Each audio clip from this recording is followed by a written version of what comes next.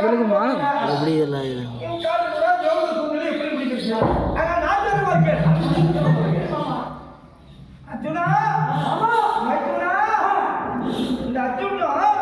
இந்த பகவானும் 3 பிறப்பில் கூடி கலந்து சொன்னாங்க. அதனால பாரதி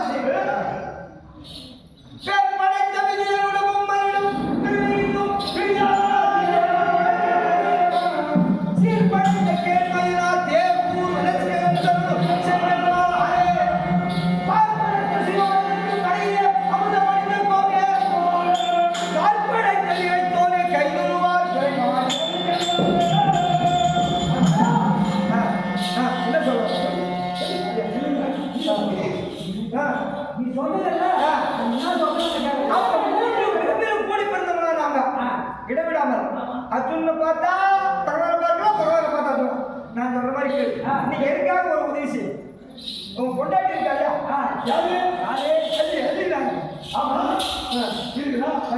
கல்யாணம் பண்ணிட்டு அவங்க சொல்லி கொடுத்துட்டு மறுபடியும் போய் பாருங்க. அது கூட அதனால அள்ளியை பார்த்து அள்ளிக்கு முழுக்க பிறந்திருக்காரே புரியாதுறார். அள்ளிக்கு முதல் ஒரு நிருபம் எழுத வேண்டும். அப்ப தர்மராஜா எழுதும் மாதிரி எழுதணும். ஆமா, அப்ப தர்மராஜா எழுதும் மாதிரி எழுதணும். அள்ளிக்கு உடனே மகனை கூட்டாளி வச்சு தோதா இருக்கும். ஆமா ஆமா, அதுல கோபக்காரியமா ஏடா ஒன்றாடி கோபம் அவனை தான் தெரிஞ்சுதான் நெருங்க முடியாது. அதே மாதிரியா இப்படி நீ என்ன செஞ்சா நிருபம் எழுத வேண்டும். அது எப்படி இல்ல மகாராஜ ஸ்ரீ ஒவ்வொரு பட்டணத்தில் இருந்து தர்மராஜா எழுதக்கூடிய நிருபம் என்னவென்றால் அர்ஜுனன் எங்க போகணும் தெரியல. அர்ஜுனன் எங்க போகணும் தெரியல. உண்மன் புரியாதவங்க இருக்கிறார்.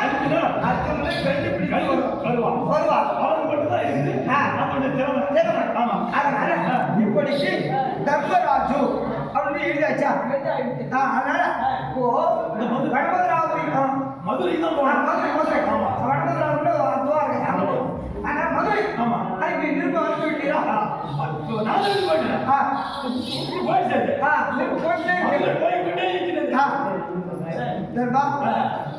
நான் சொல்ற மாதிரி கேள்வி.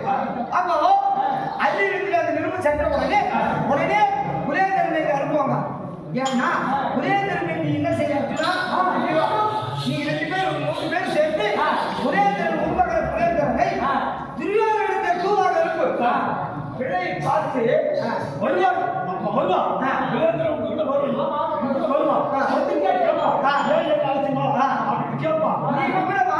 இப்படி சொல்லி அனுப்ப வேண்டும். கேட்டுதா நீ என்ன சொல்ற? அது எங்களுக்கு கொஞ்சம் மெல்லுது. என் மாமனை பார்த்து சொல்லு. அப்படியா? ஆமா. ஆனா சரி